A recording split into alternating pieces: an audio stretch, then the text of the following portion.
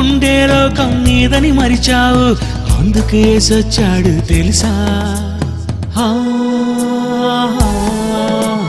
దేవుడు ఉండే లోకం నీదని మరిచావు, అందుకే సచ్చాడు తెలుసా. లోకం వదిలి నీవు వెళ్ళాలి, అందుకే మరణం నీకు రావాలి.